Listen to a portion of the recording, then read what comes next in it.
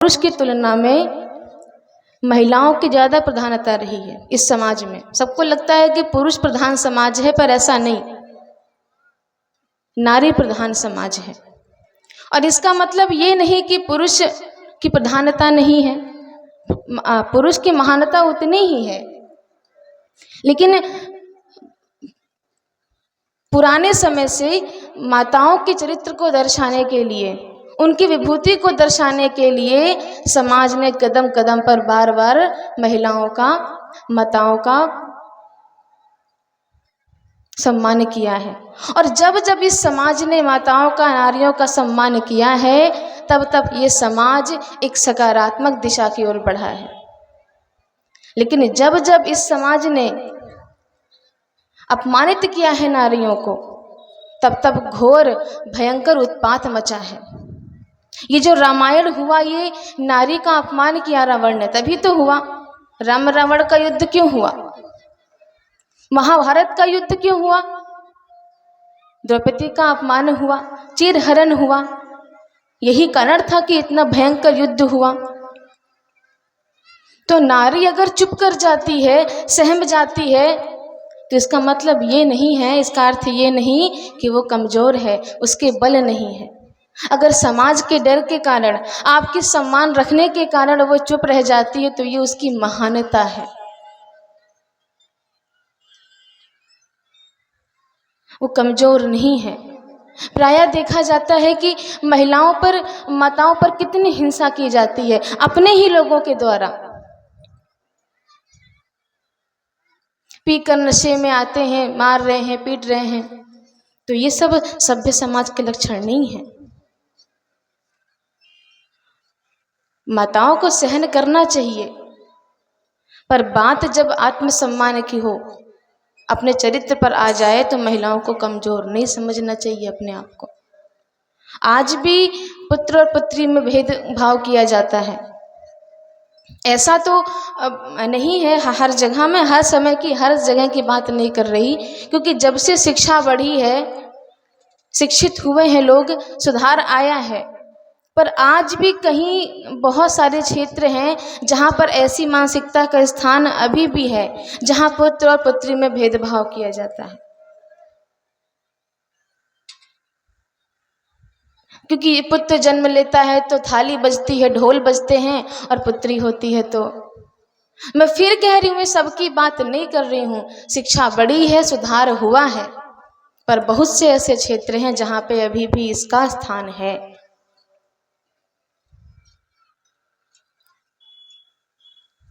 महिलाएं, माताएं आज किस क्षेत्र में हैं जहाँ कमजोर हैं, जहाँ पीछे हैं?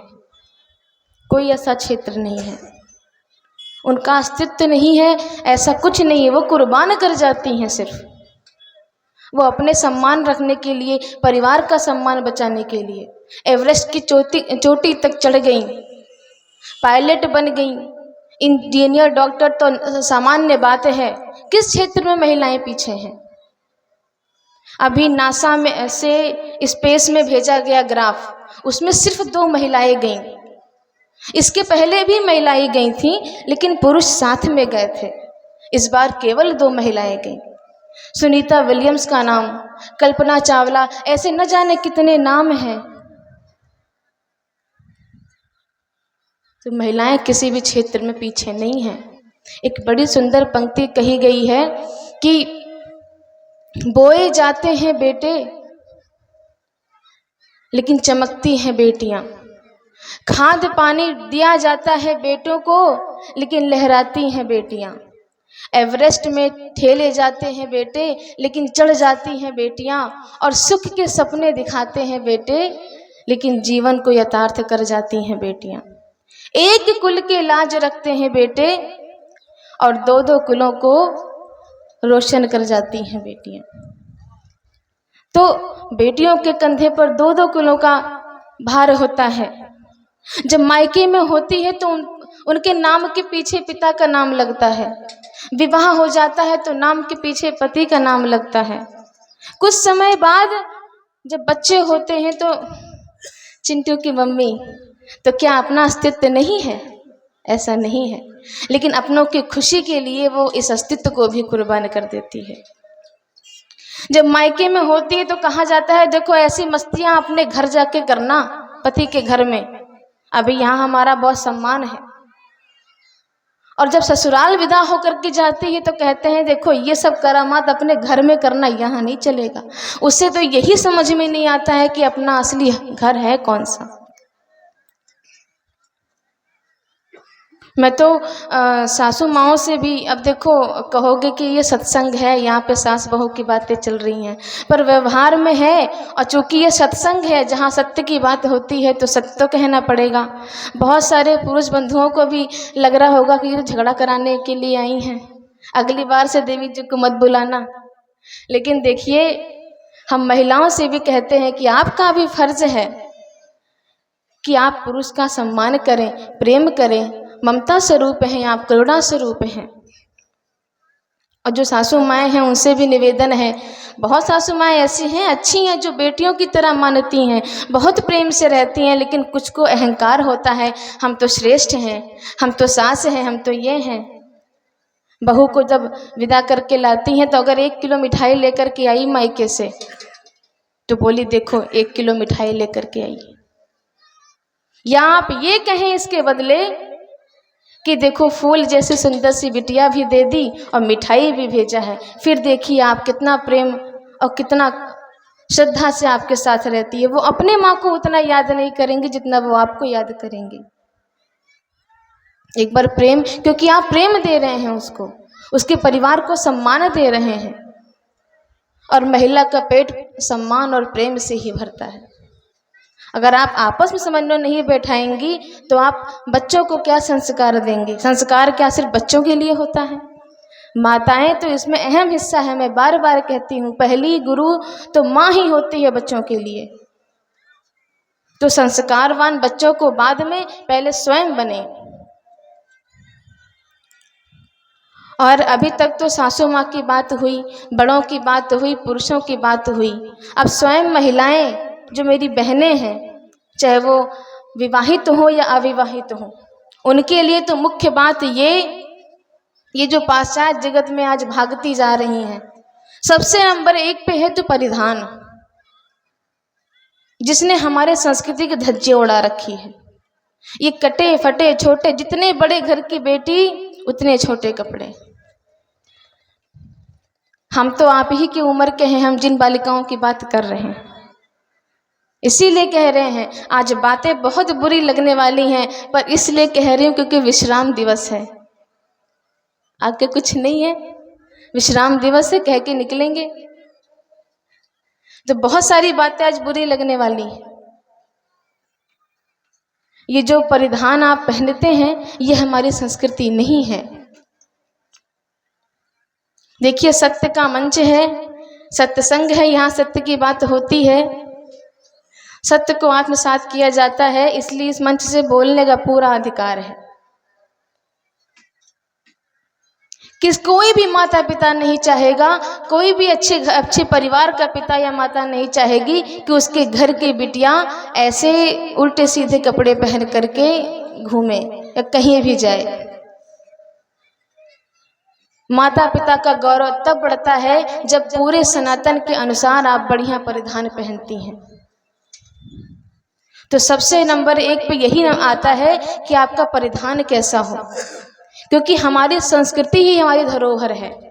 इस संस्कृति से, इस संस्कार से ही तो हमारे देश का परिचय है। बाकी टेक्नोलॉजी में तो बाकी देश हमसे ज़्यादा आगे हैं, पर फिर भी विश्व गुरु क्यों कहलाता है? क्योंकि यहाँ का संस्कार, यहाँ का प्रेम, यहाँ की मानवता, यहाँ का परिधान, यहाँ का धर्म इस देश के अलावा कहीं और नहीं मिलने वाला। एक वर्ग को झगड़ते हुए सुना होगा आपने, सब लोग न्यूज़ देखते हैं, सब लोग पेपर पढ़ते होंगे। एक वर्ग, पता नहीं मुझे नाम लेना चाहिए या नहीं, मुस्लिम, वो अपने बुर्के के लिए लड़ते जा रहे हैं, और हम माताएं बहनें अपने घर में उल्टे सीधे परिधान के लिए लड़ते जा रहे हैं। हम अपने संस्कृति को छोड़ने के लिए लड़ रहे हैं और वो अपनी संस्कृति को पकड़ने के लिए कितना लड़ रहे हैं, कहाँ कहाँ तक खून खराबे तक पहुँच जाते हैं। पता है ना बुर्के की लड़ाई हुई थी, और हम अपना परिधान छोड़ने के लिए कहते हैं कि लोगों की मैं जब पोस्ट डालती हूँ तो मेरे साथ की लड़कियां मुझे कमेंट करती हैं, मुझे लिखती हैं वहाँ पर कि नज़रों में खराबी होती है, कपड़ों में नहीं। सोचिए, ये बातें सुन करके बहुत दिमाग खराब होता है। अभी कोई अच्छा काम करने के लिए कहिए तो कहेंगे पिता आज्ञा नहीं देंगे इस बात का, तो उल्टे सीधे कामों के लिए तो आप लड़ करके आगे बढ़ जाती हैं। और जब किसी अच्छे कार्य में लगने के लिए कहा जाता है, सत्संग में आने के लिए कहा जाता है, मंदिर में जाने के लिए कहा जाता है, तब आप कहेंगे पिताजी अकेले जाने के लिए आज्ञा नहीं देंगे। तो अगर आप अच्छे काम के लिए सैक्रिफाइस करते हैं, अच्छे काम के लिए पिता की आज्ञा का उल्लंघन भी करते हैं, तो अभी बाद में परिणाम तो अच्छा होने वाला है। पर जिस चीज़ के लिए आप लड़ रही हैं, गलत तरीके से कपड़े पहने हैं, गलत समय पे दोस्तों से मिलने जाना है, इससे कहाँ भला होने वाला है। आपका तो होगा ही पतन, साथ साथ परिवार का भी, समाज का भी सब माहौल खराब होता है।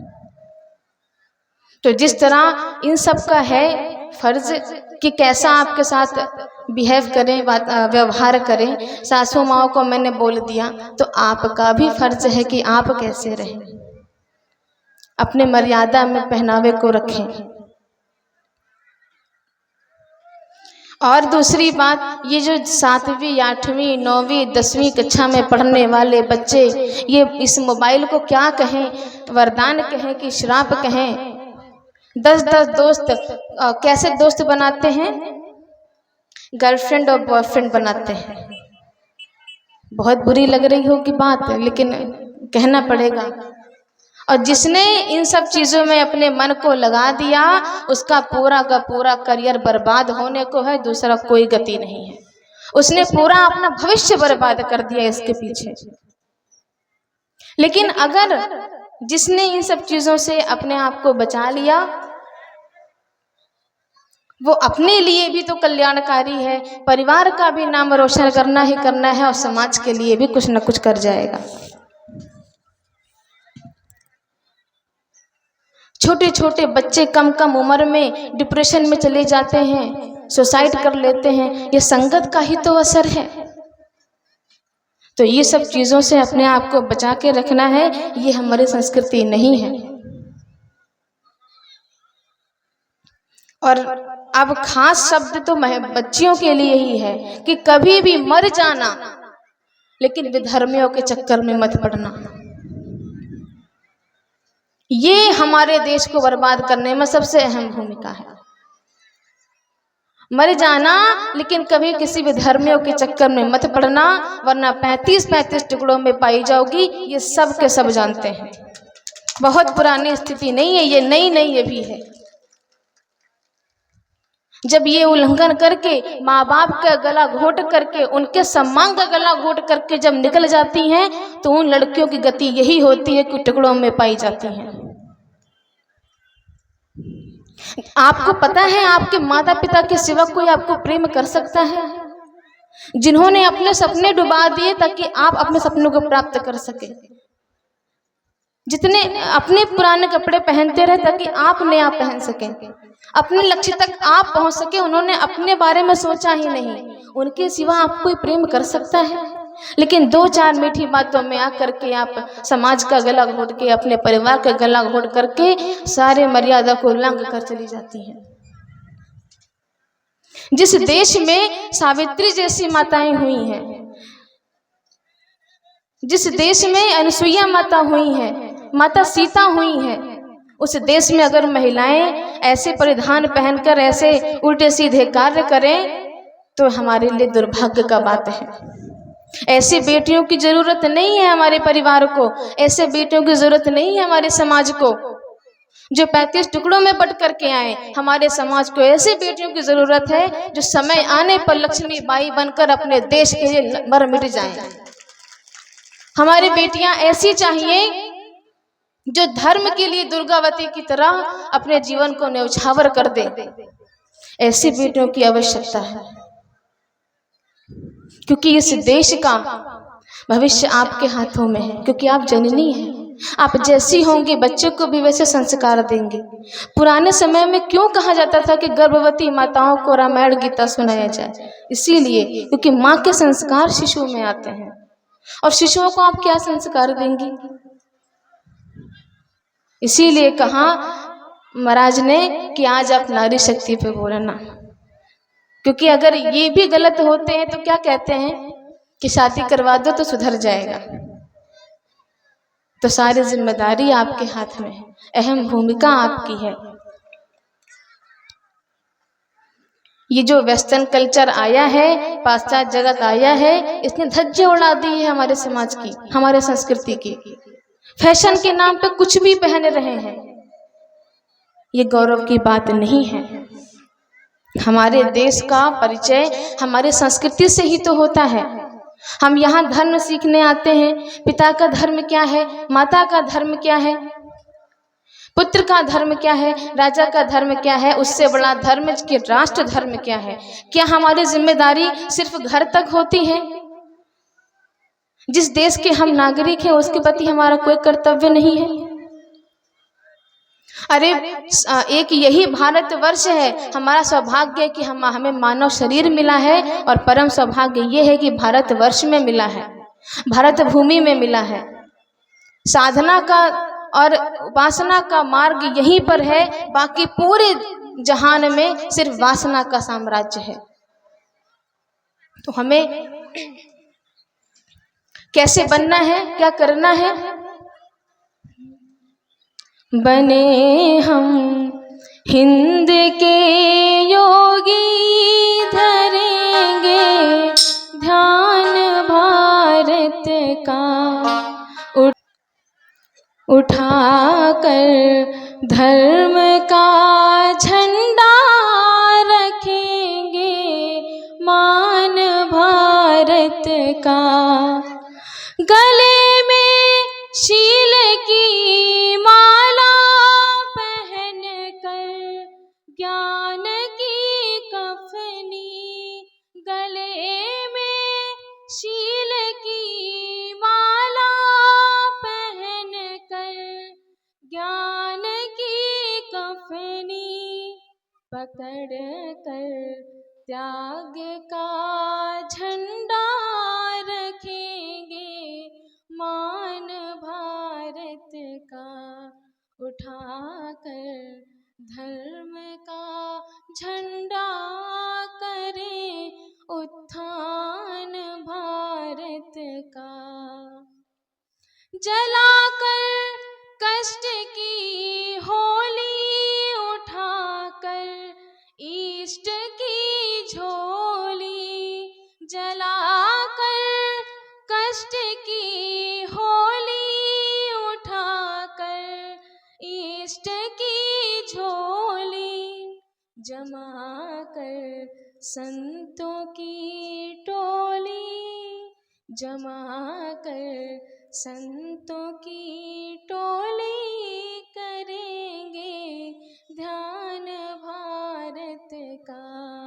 बने हम हिंद के योगी, धरेंगे मान भारत का।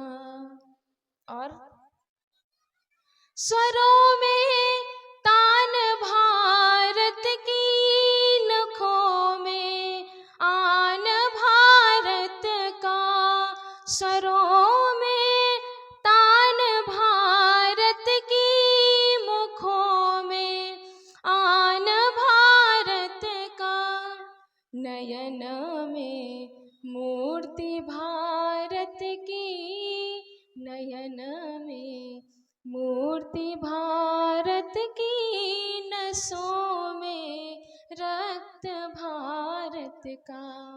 बने हम हिंद के योगी, धरेंगे ध्यान भारत का। और अंत में सबसे जरूरी जो है, हमारे जन्म का सार्थक, हमारे मोक्ष का कारण, हमारे जन्म का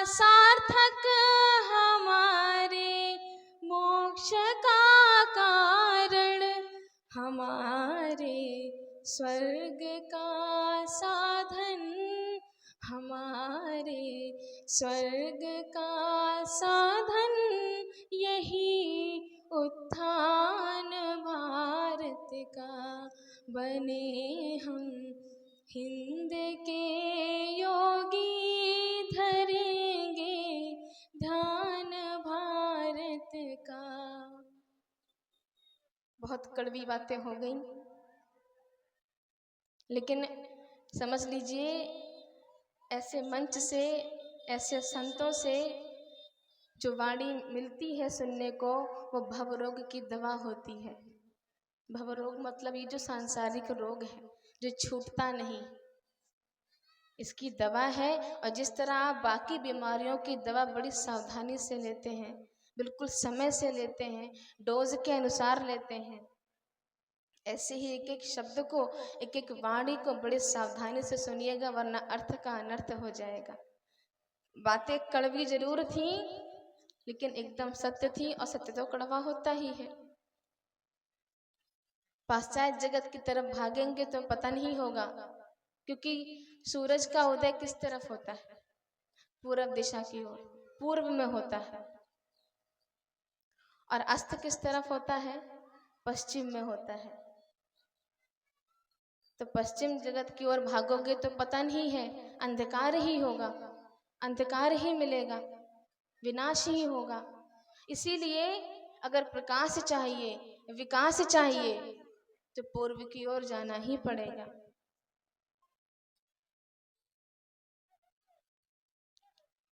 जिस देश में हम जन्म लिए हैं, एकता का प्रतीक है। विभिन्न धर्म हैं फिर भी हम एक हैं, विभिन्न भाषाएं हैं फिर भी हम एक हैं, तरह तरह के उत्सव हैं, रंग बिरंगे पकवान हैं मौसम के अनुसार। ऐसे भारत भूमि में हमारा जन्म हुआ है जो स्वर्ग से भी बढ़कर है। यहाँ वासना नहीं, उपासना का साम्राज्य है। ये केंद्र तपस्या का, ऋषियों की ये धरती है,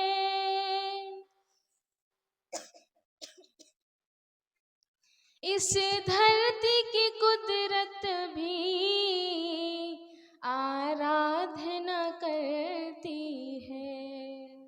और ये भारत भूमि, ये पुण्य का सागर है,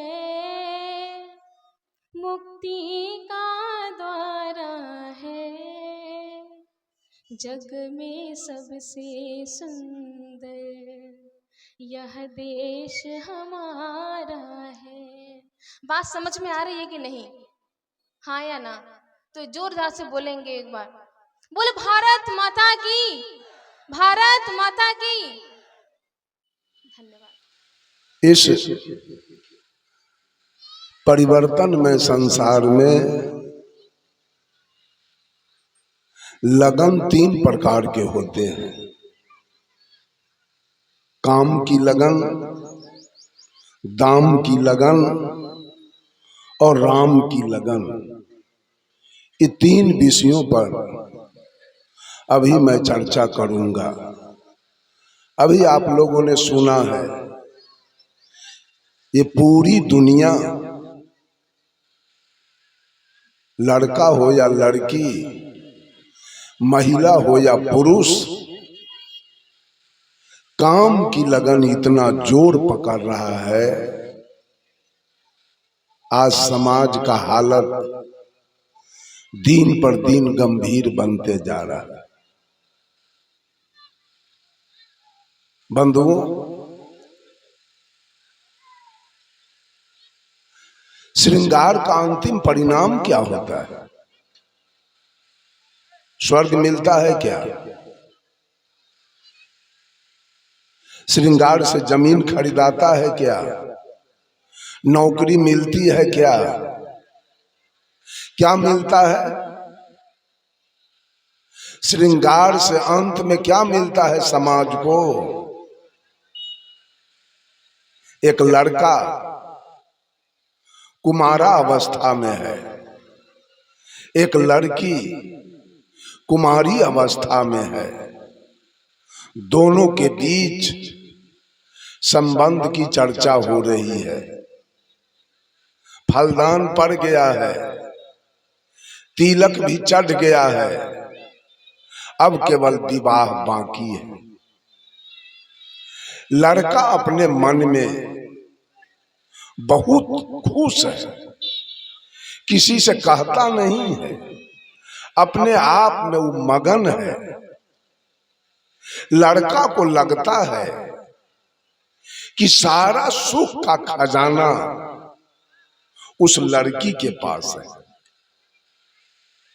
अब वो लड़की हमें मिलेगी और सुख का खजाना मुझे मिल जाएगा।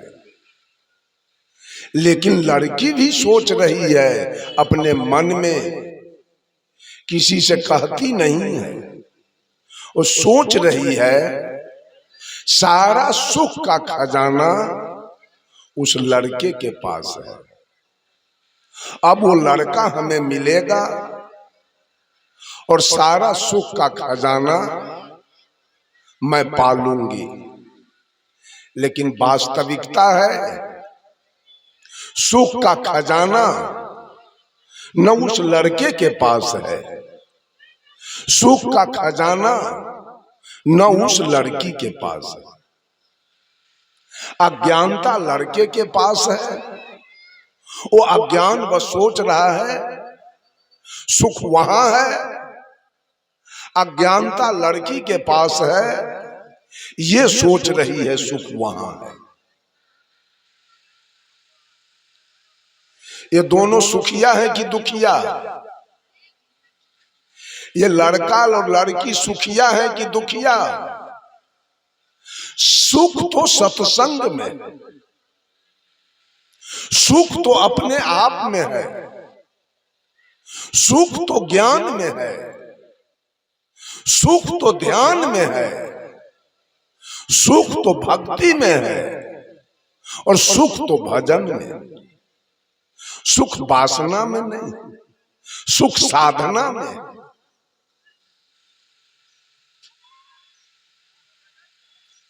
साहब कबीर बीजक से कहते हैं, बसंत प्रकरण में बुढ़िया हंस बोली मैं नीत ही वार, मुंह से तरुणी कबन्नार। सदगुरु कबीर उसको बुढ़िया कह के पुकारते हैं। क्यों?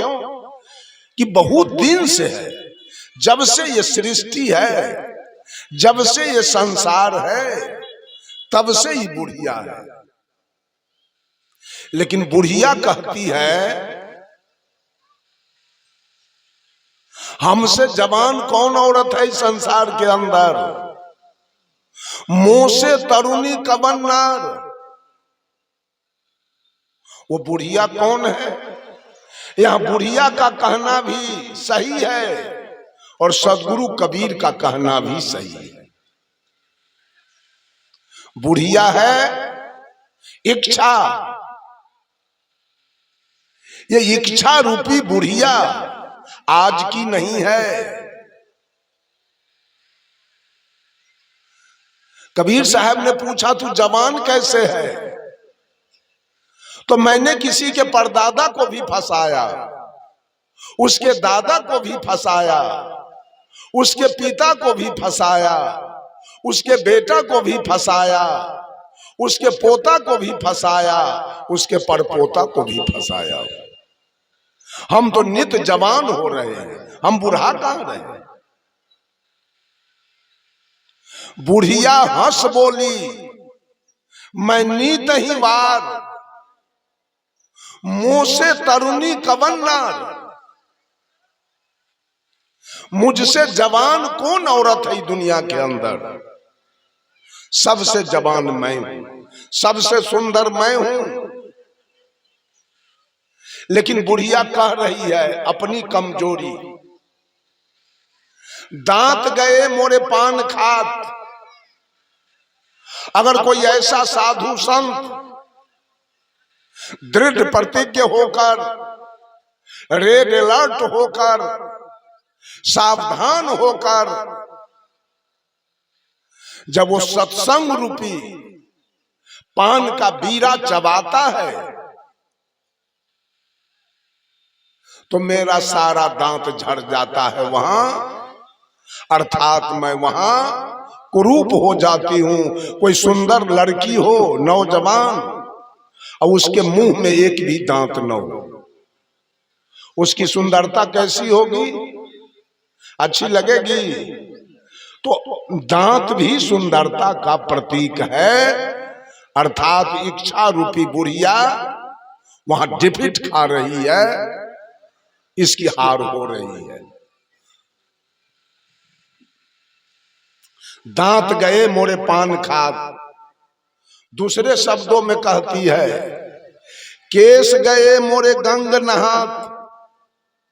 कोई ऐसा साधु संत दृढ़ प्रतिज्ञ होकर, सावधान होकर जब वो सत्संग की दरिया में प्रवेश कर जाता है तो मेरा वहां बाल झड़ जाता है, अर्थात मैं वहां डिपिट खाती हूं। कोई सुंदर औरत नौजवान हो और उसके माथे में एक भी बाल न हो, उसका रूप कैसा लगेगा? अच्छी लगेगी क्या? इसलिए बाल भी सुंदरता का प्रतीक है। यह इच्छा रूपी नारी वहां भी डिफिट खा रही है। तीसरे शब्दों में कह रही है नैन गए मोरे कजरा देत। कोई साधु संत दृढ़ प्रतिज्ञ होकर जब अपने नयन में विवेक का काजल लगाता है, विवेक रूपी काजल लगाने का मतलब है जायज क्या है, नाजायज क्या है, असली क्या है, नकली क्या है, अच्छा क्या है, बुरा क्या है, जड़ क्या है, चेतन क्या है, प्रकृति क्या है, पुरुष क्या है, व्यवहार क्या है, परमार्थ क्या है, सत्य क्या है, असत्य क्या है, लाभ क्या है, हानि क्या है, बंधन क्या है और मोक्ष क्या है। इन सारी बातों को समझने के लिए विवेक की चक्षु चाहिए मनुष्य, नहीं तो इसको कोई पता नहीं है लाभ क्या है और हानि क्या है। इच्छा रूपी नारी कह रही है जब कोई साधु संत सतर्क होकर, सावधान होकर, दृढ़ प्रतिज्ञ होकर अपने आंख में विवेक का काजल लगा लेता है, उस समय मैं दोनों आंख से वहां अंधी हो जाती। आंख भी सुंदरता का प्रतीक है। कोई सुंदर नौजवान लड़की हो और उसको दोनों आंख खत्म हो, उसकी सुंदरता नहीं रहेगी। खास करके महिलाओं के लिए दांत, केस और आंख ये सुंदरता का प्रतीक है। ये बुढ़िया कह रही है वहां मैं दोनों आंख से अंधी हो जाती हूं, अर्थात डिफिट खाती हूं, अर्थात मेरी हार हो जाती है वहां। नहीं तो हर जगह मैं जीत रही हूं, हर जगह मैं जीत रही हूं, केवल सत्संग में जाके मेरी हार हो रही है। उस सत्संग में भी ऐसे कोई संत महात्मा हैं जिनके द्वारा मेरी हार हो रही है, नहीं तो मैं हारती कहीं नहीं। सबसे जबरदस्त बात ये इच्छा रूपी नारी कह रही है जान पुरुष बा मोर आहार। जिसने वासना को जान लिया, जिसने नशा को जान लिया, जिसने कुकर्म को जान लिया, वो मेरा भोजन है भोजन, मैं उसको रोज चिबाती हूं। वैसे पुरुष को मैं रोज भोजन करती हूं। जान पुरुष बा मोर आहार और अनजाने का करो श्रृंगार। और जिसको इसके विषय में अभी मालूम नहीं है, जो नौजवान है उसको फंसाने के लिए तो मैं 16 श्रृंगार और 32 आभरण करती हूं। सारे इच्छा के गुलाम, औरत हो या मर्द हो। गोस्वामी तुलसीदास जी ने रामचरितमानस में लिखा है, नर तन पाए विषय मन देही, पलटि सुधाते 60-20 लेही, ताहि कबहु भल कहे न कोई, गुंजागर से परस मनि खोई, आकर 4,84,000 जोनि भरमत यह जीवय विनाशी। जब यही पसंद है, हमारे पूज्य गुरुदेव आचार्य श्री धर्म स्वरूप साहब ने एक पराती भजन लिखा। उसमें क्या लिखा उन्होंने, उठो मोमोक्षो मोहनीद से, ध्यान भजन की बेला है, आत्मबोध बिनु जन्म जन्म से, आत्मबोध बिनु जन्म जन्म से, मन इंद्रिय संग खेला है, उठो मोमोक्षो।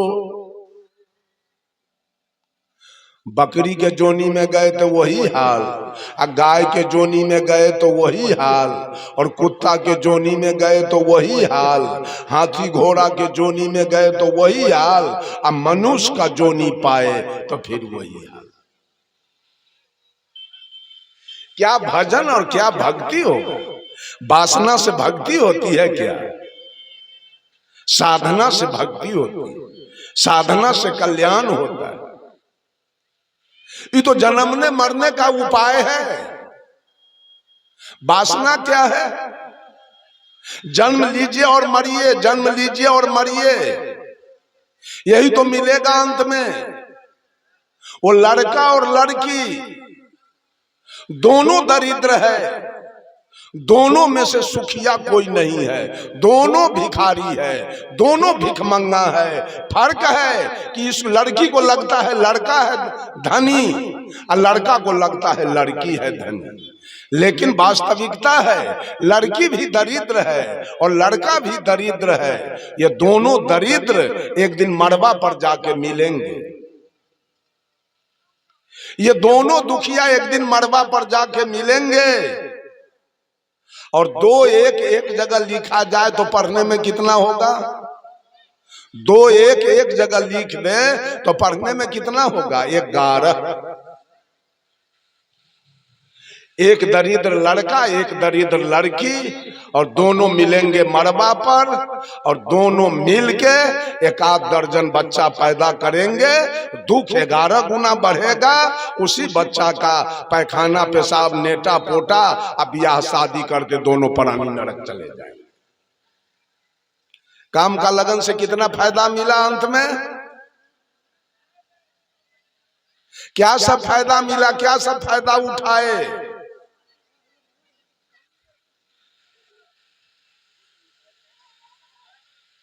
क्षण लगी सुख जन्म भर पीरा, कष्ट न समझहि खोटी अधीरा। वासना का सुख है 5 सेकंड का और दुख है पूरे जीवन का। दुख पूरे जीवन भर उठाना पड़ेगा। याद कर लीजिए, साहब कबीर बीजक से कहते हैं, वो महिला कह रही है, जान पुरुषवा मोर आहार, अनजाने का करो श्रृंगार, कहे कबीर बुढ़िया आनंद गाए। इच्छा रूपी बुढ़िया आनंद की गीत गा रही है। कहें कबीर बुढ़िया आनंद गाए, अपूत भता रही बैठी खाए, दोनों को खा गई। पूत को भी खा गई और दुल्हा को भी खा गई, दोनों को खत्म किया। यही लगन है। इस लगन में वास्तव में ये साध्वी बोल रही थी।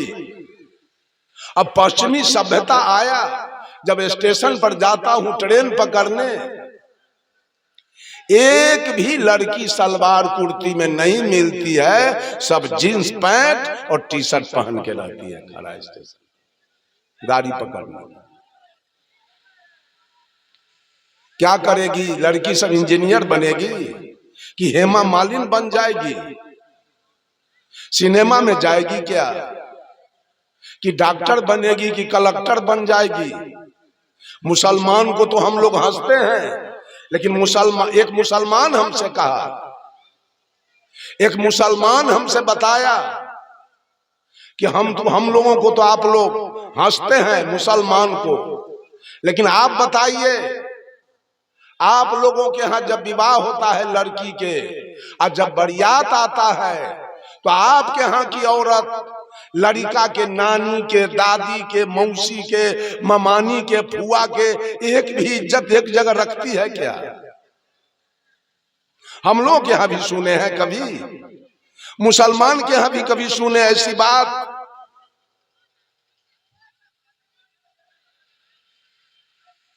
मुसलमान की बेटी कितना पर्दा में रहती है, उसके पैर की उंगली आप नहीं देख सकते हैं, उसका मुंह नहीं देख सकते हैं, आंख भली धोखा से देखा जाए तो देखा जाए, इतना इज्जत से चलती है, इतना पर्दा से चलती है। मोहम्मद साहब मुसलमान थे। उन्होंने कहा औरत पराई मर्दों से और मर्द पराई औरतों से अपने निगाहें बचा के रखे और अपने अपने शर्मगाहों की रक्षा करे। ये मोहम्मद साहब की बात है। आज हिंदू समाज जिसको हिंदू कहते हैं, ये कहां जाएगा, क्या करेगा, इसकी कोई गारंटी नहीं।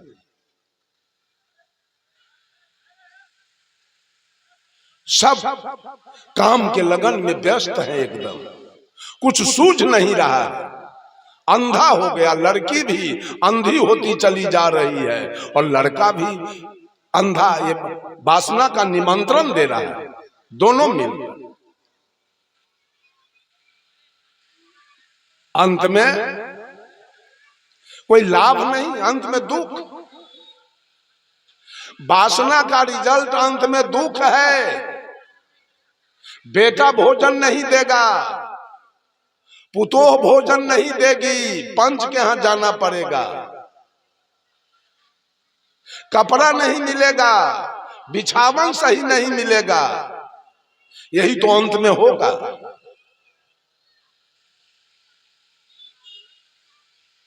बंधुओं, हम सारे लोग काम के लगन में व्यस्त हैं, जहां से रिजल्ट अंत में कोई अच्छा मिलने वाली नहीं है।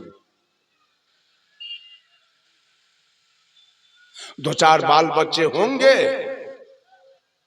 दो चार बाल बच्चे होंगे, वासना की गर्मी खत्म हो जाएगी और उसी का लालन पालन करते बस समाप्त, खत्म हो गया, मिला कुछ नहीं अंत में। और दूसरे लोग दाम के लगन में व्यस्त हैं। दाम के लगन में व्यस्त रहने वाले चोरी करते हैं, दलाली करते हैं, घूस लेते हैं, बेईमानी करते हैं, दूध में पानी मिलाते हैं, आटा में चोकर मिलाते हैं, घी में डलडा मिलाते हैं, चावल में कंकड़ मिलाते हैं, डंटी मारते हैं, मुनाफाखोरी करते हैं धन बनाने के लिए, इमारत बनाने के लिए। साहब कबीर ने कहा सपने सोया मानवा, खोली न देखे नैन, जीव पड़ा बहुलूट में, ना कछु लेन न देन। जैसे सपना में हम लोग रात्रि में सोए रहते हैं, सपना देखते हैं कि हम हाथी पर बैठे हैं, 500 बीघा जमीन हमारे पास है, हम भारत के प्रधानमंत्री हो गए, हम बिहार के मुख्यमंत्री हो गए, कलेक्टर की नौकरी पा गए, 5 महल का मेरा मकान है। और सवेर में जब नींद खुलती है तब क्या सब मिलता है?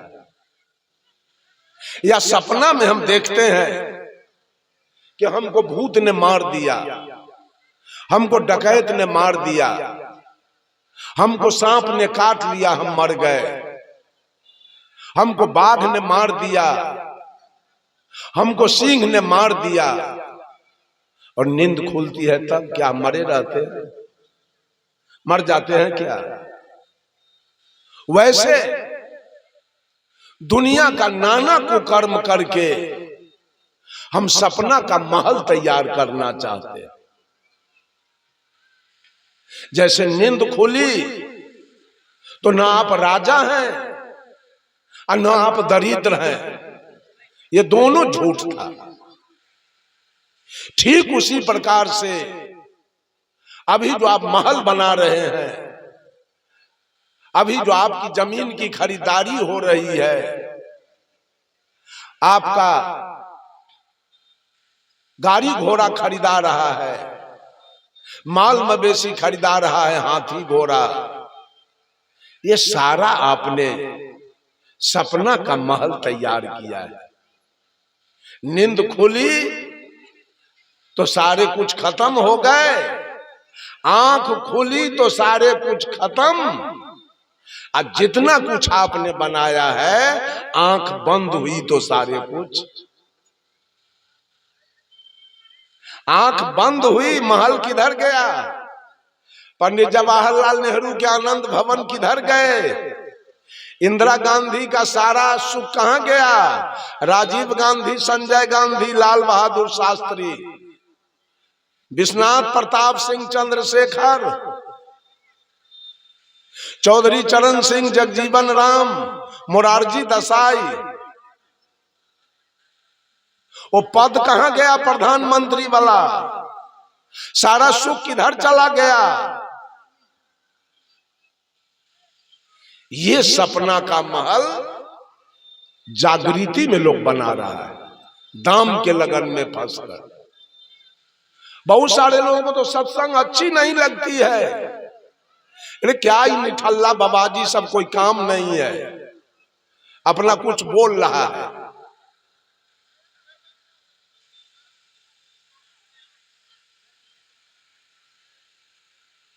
बंधुओं,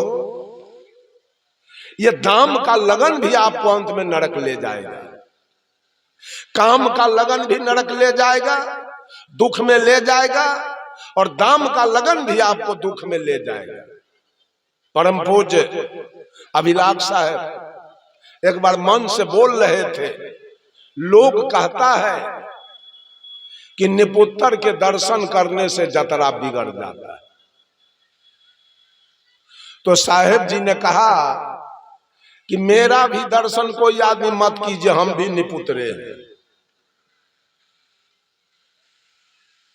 हम भी निपुत्र हैं, हमको भी एक भी बाल बच्चा नहीं है, तो हमारा दर्शन कीजिएगा, जतरा बिगड़ जाएगा।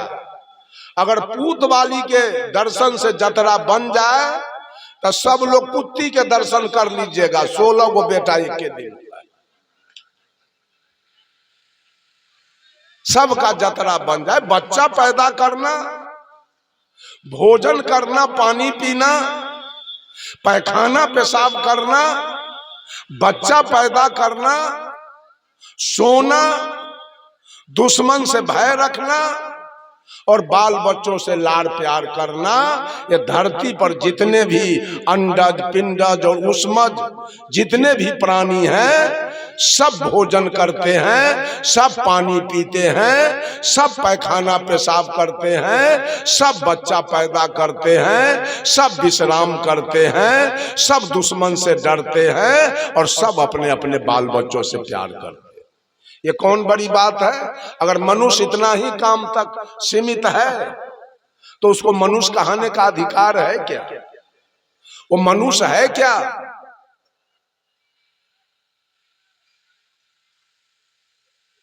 जिस मनुष्य के पास विचार नहीं है, जिस मनुष्य के पास विवेक नहीं है,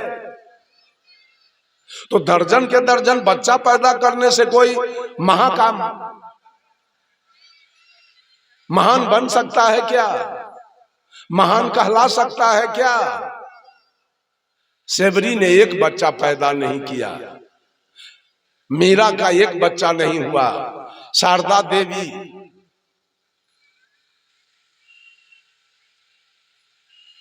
साहब कबीर ने कहा पोथी पढ़ी पढ़ी जगमुआ, पंडित भया न कोय, ढाई आखर प्रेम का, पढ़े सो पंडित होय। पढ़ते पढ़ते जगमुआ, मर गया, लेकिन पंडित मैं किसी को देखा नहीं। पंडित कौन होगा? ढाई आखर प्रेम का, जो प्रेम का पाठ पढ़ेगा वो पंडित होगा। एक आदमी से पूछा, एक आदमी, ये कल फूलपुर में सत्संग था और आपको मैंने नहीं देखा सत्संग में। उस आदमी ने कहा मैं एक पंचायती में चला गया, इसलिए मैं सत्संग में नहीं जा सका। पूछा पंचायती कैसी थी? कहा एक लड़का एक लड़की में प्रेम हो गया, उसी की पंचायती थी, उसी में हम चले गए। तो आदमी ने कहा प्रेम में पंचायती की क्या आवश्यकता पड़ी? पंचायती तो लड़ाई में, झगड़ा में, खून खराबी में, बेईमानी शैतानी में होता है। जब लड़का लड़की के बीच प्रेम हुआ, प्रेम होने के बाद तो मुकदमा वापस होता है। और जब लड़का लड़की में प्रेम हुआ तो आप पंचायती करने क्यों चले गए? बंधुओं, प्रेम तो हुआ था सेवरी और राम के बीच, प्रेम हुआ था कभी मीरा और कृष्ण के बीच, प्रेम हुआ था कभी राम कृष्ण परमहंस और शारदा देवी के बीच, प्रेम हुआ था कभी जयप्रकाश नारायण और प्रभावती देवी के बीच। कोई झगड़ा नहीं, कोई पंचायत नहीं, कोई मुकदमा नहीं, कोई गाली गलौज नहीं, कोई मारपीट नहीं, और कोई बच्चा भी नहीं। अगर उस लड़का लड़की के बीच प्रेम होता तो पंचायती करने की आवश्यकता नहीं होती। प्रेम हुआ सेवरी राम के बीच में, कभी पंचायती की जरूरी नहीं पड़ी। उस लड़का लड़की के बीच में प्रेम नहीं हुआ, प्यार हुआ। और प्यार को उर्दू में मोहब्बत कहते हैं। लड़की फंस गई लड़का के मोह में और लड़का फंस गया लड़की के मोह में। जहां मोहब्बत होगा, जहां प्यार होगा, प्यार हुआ था कभी लैला और मजनू के बीच, और प्रेम हुआ था कभी सेवरी और राम के बीच। जहां प्रेम है वहां काम नहीं है, क्रोध नहीं है, लोभ नहीं है, मोह नहीं है, अहंकार नहीं है। सेवरी कही थी राम से कि ही विधि स्तुति करो तुम्हारी, अधम जाति में जरमती नारी। अधम ते अधम अधम यति नारी, तीन मह में मति मंद गमारिन। प्रभु मैं आपका सेवा कैसे करूं? एक तो मैं जात की मुसहरनी, देखने में काली कलूटी, तीसरे में विद्या के हीन, मैं आपका सेवा कैसे करूं? तो राम ने कहा सेवरी से, कह रघुपति सुनु भामनी बाता, मानहु एक भगति करनाता। जाति पाति कुल धर्म बराई,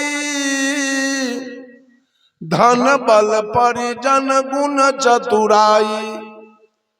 भक्तिहीन नर सोहि कैसे, बिनु जल बारिध देखिए जैसे। भगवान राम ने कहा सेवरी, हमारा तुम्हारा कोई पति पत्नी का रिश्ता नहीं है, कोई साली सरहोज का रिश्ता नहीं है, भक्ति का रिश्ता है हमारा और तुम्हारा। वहां प्रेम का रिश्ता था। आज पति पत्नी में प्रेम नहीं है, पति पत्नी के बीच प्यार है, मोहब्बत है। पत्नी फंसी है पति के मोह में, पति फंसा है पत्नी के मोह में। जहां आत्मा से आत्मा का मिलन हो जाए, जहां आत्मा से आत्मा का मिलन हो जाए, उसका नाम प्रेम है। और जहां देह से देह का मिलन हो जाए, उसका नाम प्यार और मोहब्बत है। इसलिए साहब कबीर ने कहा, पोथी पढ़ते पढ़ते सब मर गया, लेकिन एक भी पंडित हमको नहीं मिला। पंडित वही है जो आत्मा से आत्मा का मिलन हो गया। बंधुओं, ये वासनात्मक प्रेम में हम लोग फंसे, सब लोग वासना की आनंद लेकर के मोह में फंसे हैं। पत्नी और पति के मोह में सब लोग फंसे हैं। ये तो नरक जाने का सहज रास्ता है, क्लियर है। यहां से अंत में कोई सुख सुविधा मिलने की संभावना नहीं। साहब कबीर बीजक से कहते हैं, तर के घाम ऊपर के भूभरी, छाह कतहु नहीं पायहूं हो। ऐसे ही जानी पसीझहूं सीझहूं, कसन छतुरिया छायहूं हो। गुरु भौ ढील गोनी भई लचपच, कहा न मानहूं मोरा हो। ताजी तुर्की कबहू न साधहूं, चढ़हूं काठ के घोड़ा हो। ताल झांझ भल बाजत आवे, कहरा सब कोई नाचे हो। अजही रंग दुल्हा ब्याहन आए, दुल्हिन तेही रंग राचे हो। नौका छैत खेबे नहीं जाने, कैसे गलग बहु तीरा हो। कहे कबीर राम रस माते, जो लहा दास कबीरा हो। ऐसा कर्म करते हैं जो बार बार गर्भ में जाना पड़ेगा। जब गर्भ में रहेंगे 9 महीना 11 महीना 12 महीना, कोई हवा ब्यार नहीं मिलेगा, घाम से मरना पड़ेगा वहां, तर के घाम। और जब मां के गर्भ से बाहर आएंगे तो ऊपर के भोबरी, भोबरी माने होता है धूप, जल के मर जाना। सारी सृष्टि जल रही है। साहब कबीर ने कहा, कबीर यह जग जलते देखा, अपनी अपनी आग, ऐसा कोई ना मिला जा से रहिए लाग। कोई काम के आग में, कोई क्रोध के आग में, कोई लोभ के आग में, कोई मोह के आग में, कोई तृष्णा के आग में, कोई अहंकार के आग में सारी सृष्टि जल रही। साहब कबीर कहते हैं ऐसा कोई शीतल व्यक्ति नहीं मिला जिसके सानिध्य में जाके शीतलता प्राप्त किया जाए। सब के सब जल रहे हैं, प्रधानमंत्री जल रहे हैं, मुख्यमंत्री जल रहे हैं, सब जल रहे हैं। सास जल रही है बहू के आग में, सास को बहू का चाल पसंद नहीं है और बहू जल रही है सास के आग में। पत्नी जल रही है पति के आग में, पति जल रहा है पत्नी के आग में, देवर जल रहा है भाभी के आग में, भाभी जल रही है देवर के आग में, सारी सृष्टि जल रही है।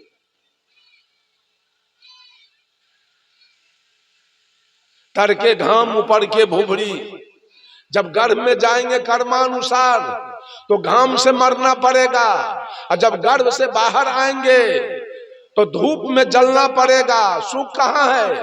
सुख किधर है? न गर्भ में न बाहर, दोनों में से कहीं सुख दिखाइए नहीं दे रहा है। तर के घाम ऊपर के भुभरी, सुख कहीं नहीं। ऐसे ही जानी पसी जाऊं सी जाऊं, कस न छतुरिया छायऊं हो। सदगुरु कबीर कहते हैं लोगों से कि क्यों नहीं ज्ञान रूपी छतरी लगाते हो कि तुमको शीतलता मिल जाए, छाया मिल जाए। सब लोग निर्धन कुछ धन चाहे, धनिक चाहे विशेष, विशेष हूं विशेष चाहे, होवन चाहे नरेश, नरेश चाहे इंद्र पद, इंद्र चाहे रणजीत, असुर चाहे सुरपति बनन को। ये तृष्णा की रीत, इसी तृष्णा के आग में सारी सृष्टि जल रही। सुखिया किसको कहा जाए और दुखिया किसको कहा जाए? एक साधु बाबा जा रहे थे कहीं सत्संग में, आगे नदी बह रही थी, केवट महोदय नौका लेके बैठे थे, बाबा को चढ़ा लिया, और जब बीच धार में नौका गई तो बाबा जी ने पूछा केवट से, कहो केवट तुम्हारा हाल चाल क्या है?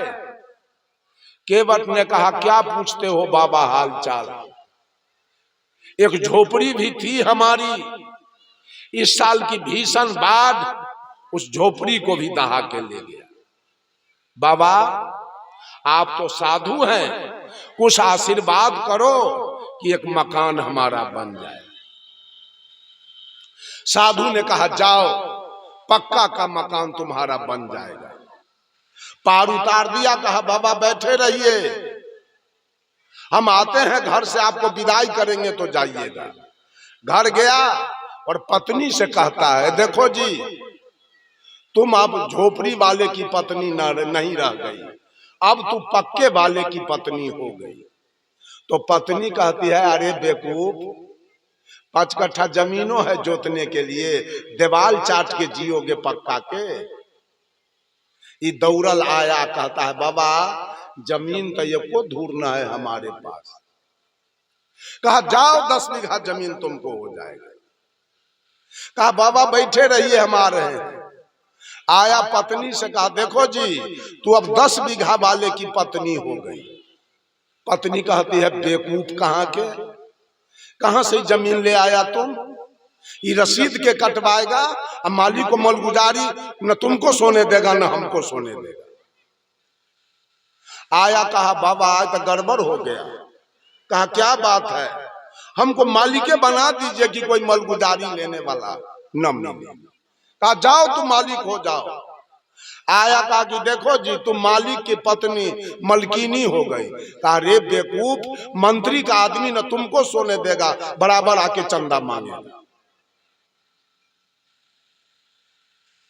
आया कहा बाबा हमको मंत्री ये बना दीजिए के बराबर चंदा देगा।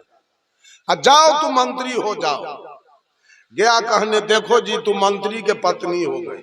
अब बेवकूफ कहाँ के, मुख्यमंत्री दम नहीं लेने देगा तुमको। तुम्हारे क्षेत्र में ऐसे घटना हुई, वैसे घटना हुई, तो अब मीडिया वाला तुमको सोने देगा, हमको सोने देगा? झंझट खरीद के लाए हो। कहा बाबा हमको मुख्यमंत्री बना दीजिए। कहा जाओ तुम मुख्यमंत्री बन जाओ। पत्नी को क्या कहने, तू मुख्यमंत्री के पद बेवकूफ, प्रधानमंत्री चैन लेने देगा तुमको? क्या सब झंझट खरीद के लाते हो वहां से? क्या कि वो बाबा प्रधानमंत्री बना दीजिए। कहा जाओ तू प्रधानमंत्री हो जाएगा। पत्नी को क्या कहने, तू प्रधानमंत्री की पत्नी, इधर से चीन धक्का मारेगा, उधर से पाकिस्तान धक्का मारेगा। न तू सोएगा न हमको सोने देगा। कहा कि वो बाबा छोड़िए सब झंझट के, हमको अखंड भूमंडलाधिपति बना दीजिए, कोई धक्का मारने वाला न रहे, सारा भूमि मेरा हो। कहा जाओ अखंड भूमंडलाधिपति बन जाओ। गया कहने, तू अखंड भूमंडलाधिपति के पत्र है बेवकूफ, चंद्रमा पर घर बन रहा है तुमको मालूम ना है? धरती लेके क्या करोगे? फिर गया दौड़ल कहने, ओ बाबा अखंड ब्रह्मांड नायक हमको बना दीजिए। कहा जाओ बेटा, तृष्णा के चपेट में पड़ गया, उसी झोपड़ी में जाकर के रहो। ये तृष्णा की चपेट है, सारे लोग तृष्णा में लगे हुए हैं, सुख चाहते हैं। साहब कबीर कहे, तर के घाम ऊपर के भुभरी, छाह कतहु नहीं पाए। ऐसे ही जानी पसी जाऊं सी जाऊं, कस न छतुरिया छायहूं हो, गुरु भव ढील गोनी भई लचपच, कहा न मानहु मोरा। भादों के महीना में शक्कर, जिसको गुड़ कहते हैं, वो ढीला रहता है कि टाइट?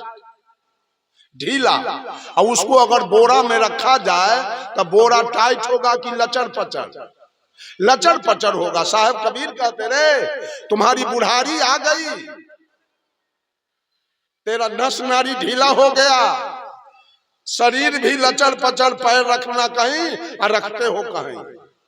अब भी तुमको ज्ञान नहीं हो रहा है, अब भी तुम मेरी बात मानने को तैयार नहीं हो। गुरु भव ढील गोनी भई लचपच, कहा न मानो मोरा हो।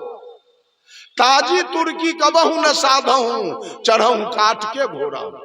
रे बगल में ताजी तुर्की घोड़ी खड़ी थी, उस पर चढ़ के एक चाबू तू मारता तो घोड़ी 7 समुंदर पार जाती। उसका सवारी तुमने नहीं किया, जीवन भर चढ़े हो काठ के घोड़ा पर।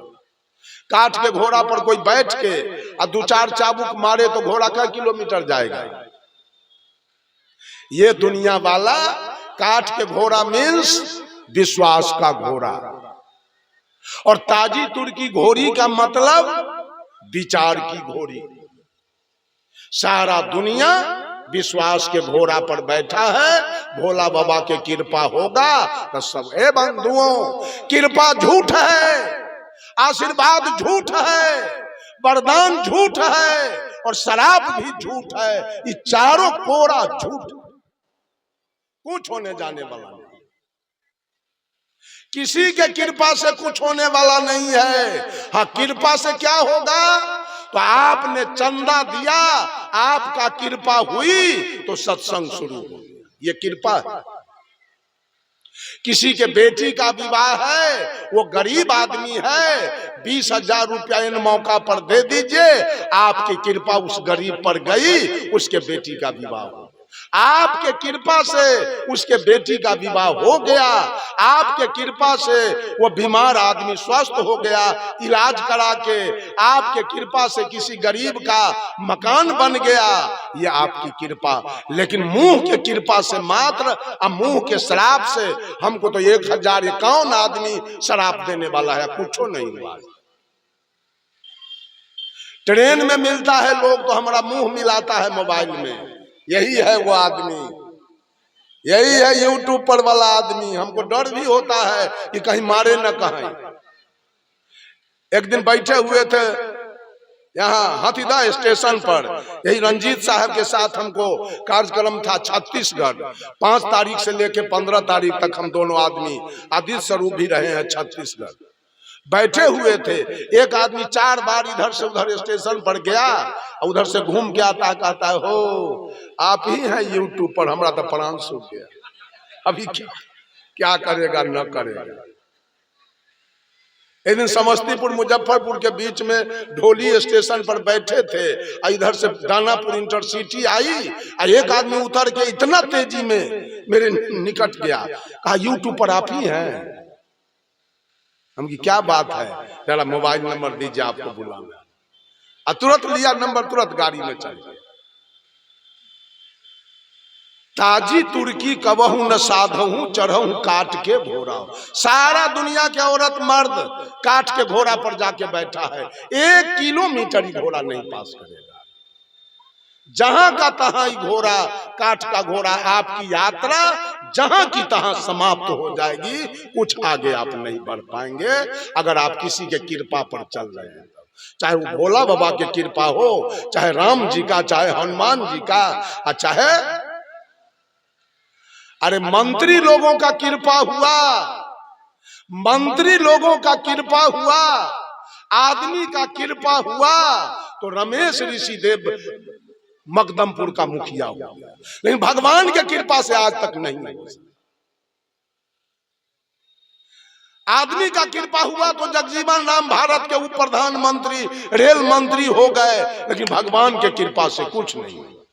आदमी का कृपा हुआ तो रामविलास पासवान रेल मंत्री हो गए, लेकिन भगवान के कृपा से बेचारा कुछ नहीं हो सका।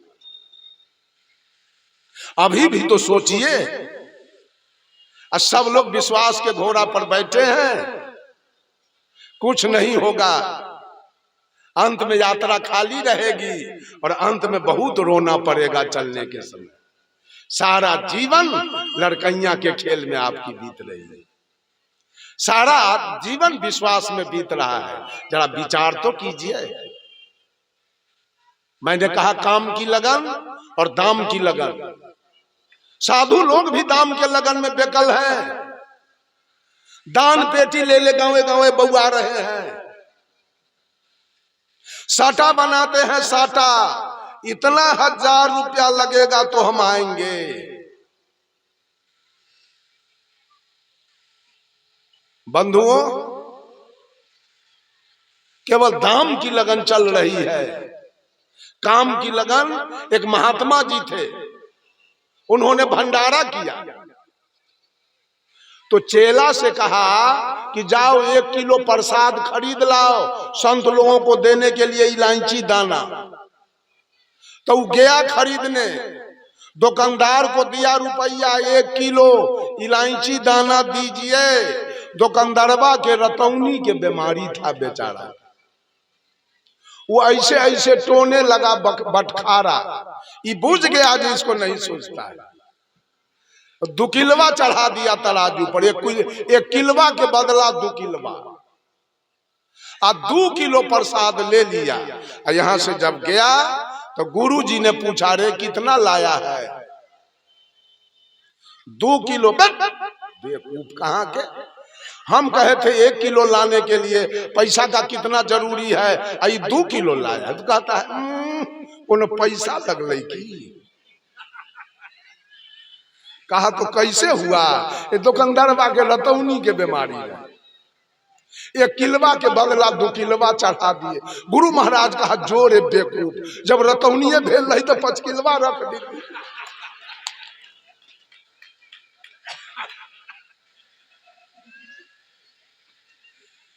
काम के लगन और दाम के लगन में सारा दुनिया व्यस्त है।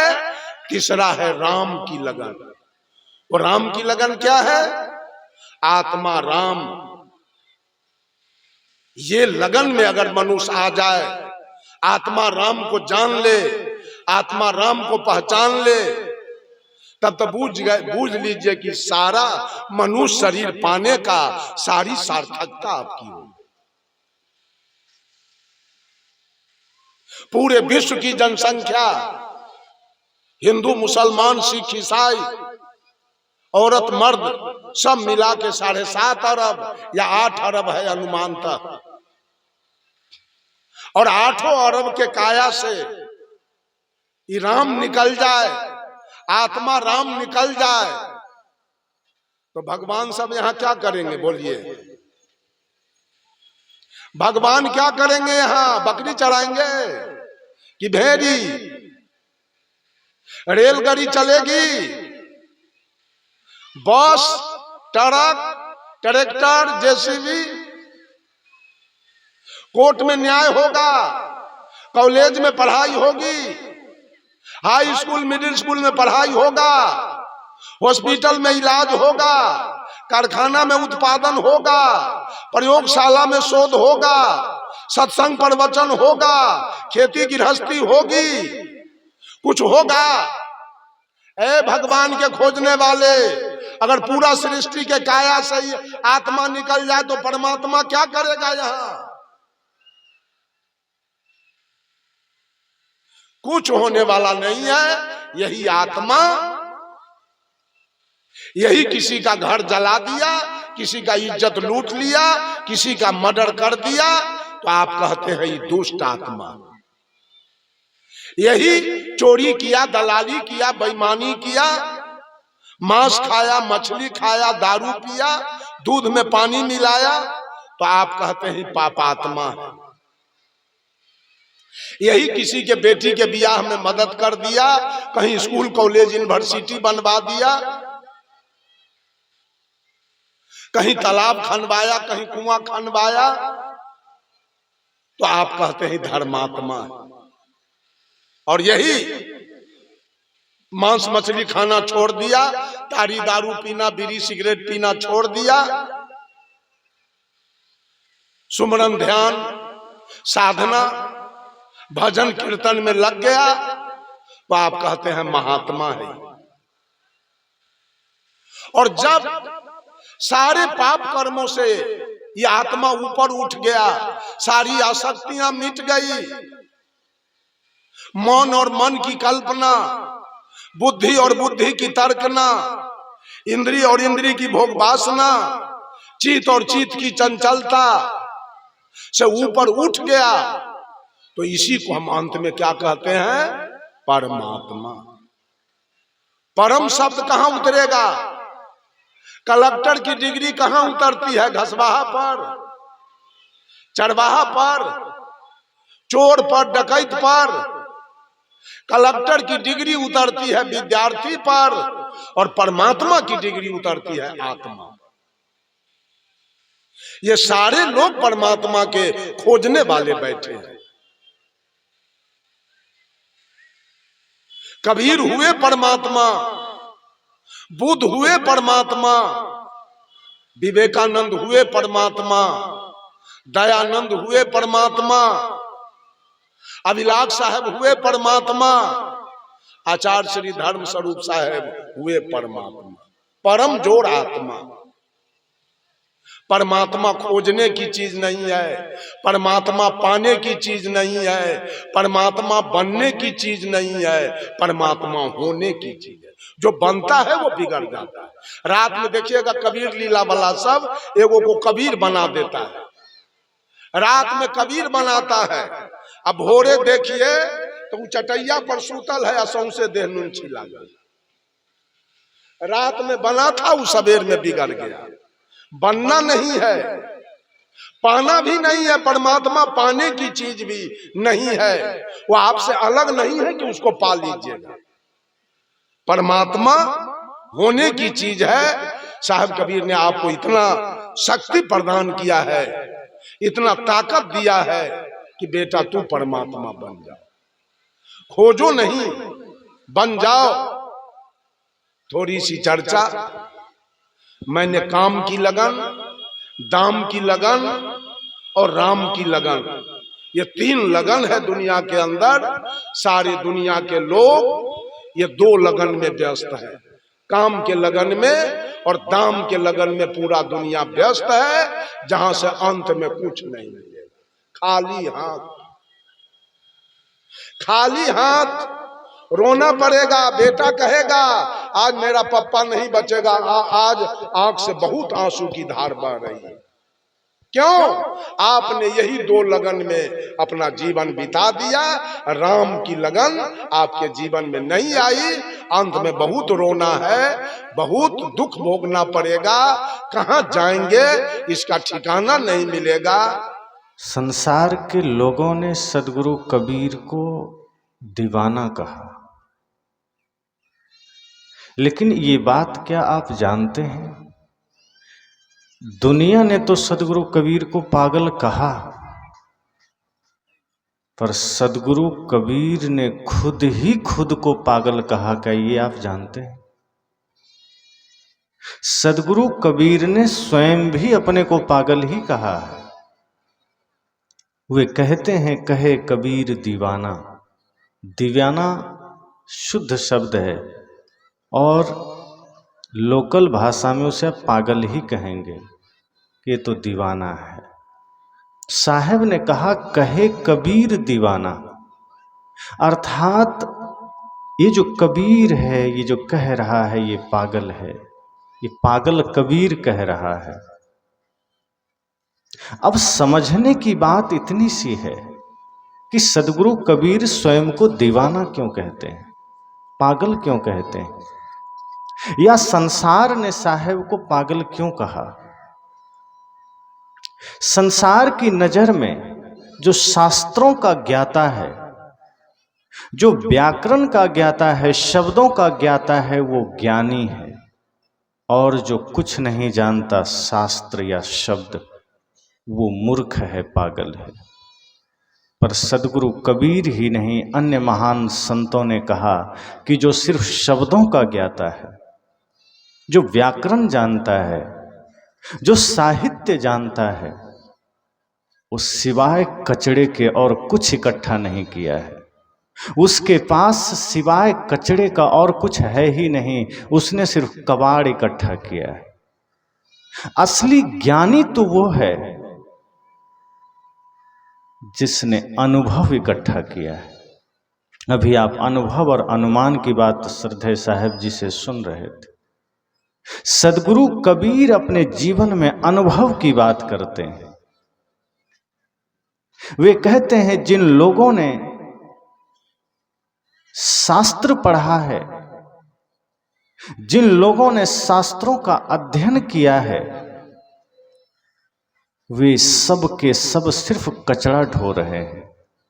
अनुभव किसी के पास नहीं है, सत्य किसी के पास नहीं है, भाषा तो है लेकिन भाव किसी के पास नहीं है। भाषा का होना और भाव का होना बहुत अलग अलग बातें।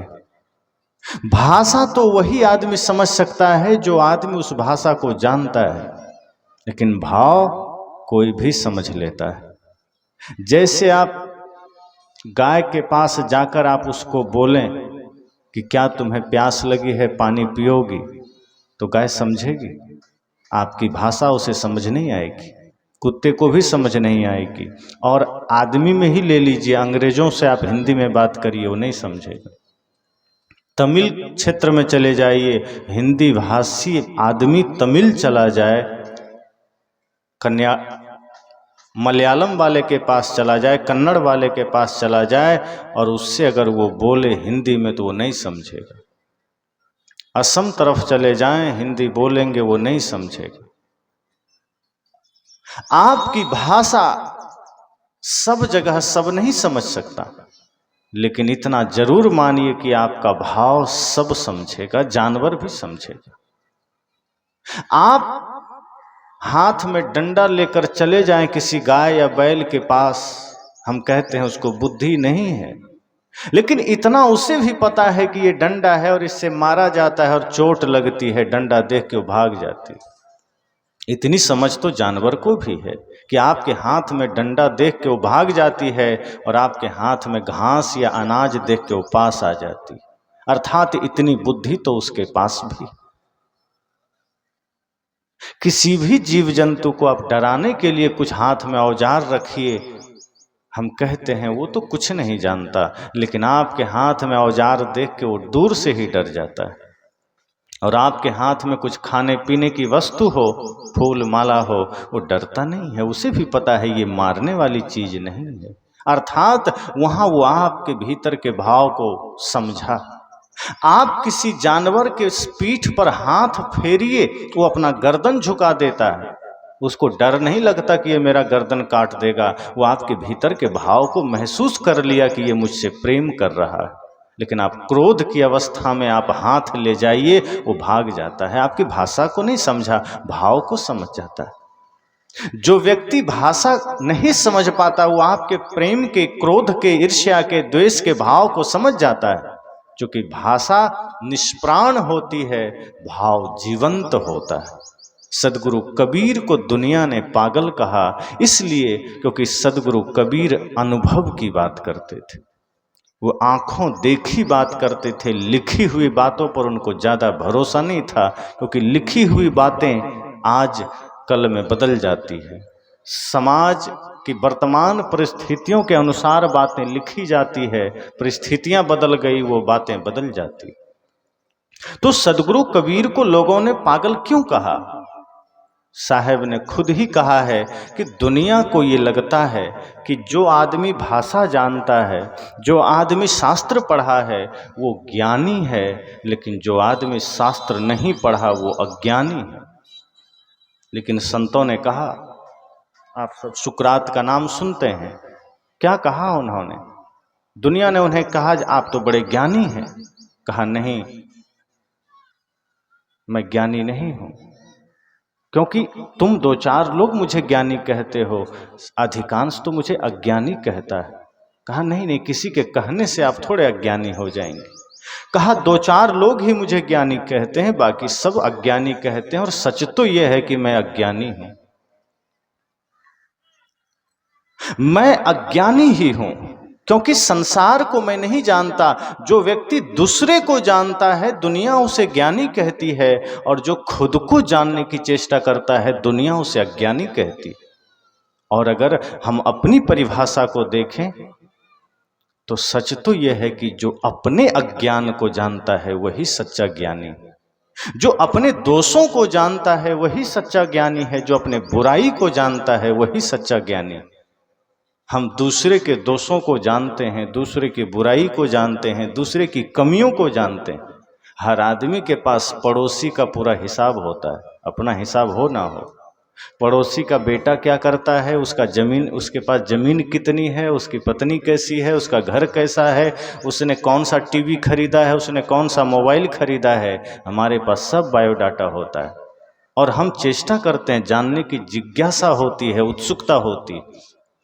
पड़ोसी में किसी ने बढ़िया साड़ी खरीद लिया हो तो माताओं को उत्सुकता बढ़ जाती है कि उसने किस दुकान से खरीदा है। किसी ने बढ़िया गहने खरीद लिए तो उत्सुकता बढ़ जाती है। दूसरे की जानकारी इकट्ठा करना हमारे मन को अच्छा लगता है। संत कहते हैं जो इस प्रवृत्ति के लोग हैं वास्तव में वो ज्ञानी नहीं है, वो अज्ञानी है। आप संसार की जानकारी इकट्ठा कर लें और आप सोचते हैं ज्ञानी हो गए। आप संसार से इंफॉर्मेशन ले रहे हैं और आप सोचते हैं ज्ञानी हो गए। ज्ञानी होने का अर्थ बहुत अलग है। ज्ञानी होने का अर्थ संसार को जानना नहीं है। ज्ञानी होने का अर्थ है स्वयं को जानना। ज्ञानी होने का अर्थ है मैं को जानना। मैं कौन हूं जो ये जानता है वो सदगुरु कबीर की नजर में ज्ञानी है। जो संसार को जानता है वो अज्ञानी है। सदगुरु कबीर ने कहा दुनिया इसलिए मुझे पागल कहती है क्योंकि मैं स्वयं को जानने की बात करता हूं। मैं खुद को जानने पहचानने की बात करता हूं। मैं दूसरों की जानने या दूसरों को देखने की बात नहीं करता। साहब ने कहा ना, दोष पराए देख के चले हंसत हंसत, अपनी याद न आवई जिसका आती ना अंत। कहा आदमी दूसरे के दोष को देखता है, दूसरे की बुराई को देखता है। सामने वाला कितना क्रोधी है हमें पता है, हमारे अंदर का क्रोध हमें पता नहीं होता। सामने वाला गाली देता है ये हमें पता है, हमारे मुख से भी गालियां निकलती है ये हमें पता नहीं होता। सामने वाला बुरा है ये हमें पता होता है, हम भी बुरे हैं ये हम कभी सोचते भी नहीं हैं। क्योंकि जब किसी को आप कह दीजिए कि आप भी बुरे हैं, आदमी को बड़ा चोट लगता है। वो कहता है ऐसा कैसे हो सकता है, हम बुरे कैसे हो सकते हैं? क्योंकि दुनिया में जितनी बुद्धि है आधी तो हमारे पास है, आधी में पूरी दुनिया है, हम बुरे कैसे हो सकते? आदमी सदैव इस गलतफहमी में जीता है कि आधी बुद्धि मेरे पास, आधे में पूरा संसार। साहब कहते हैं ये अज्ञानता का पहला लक्षण है कि दूसरे में आप कमी देखते हैं।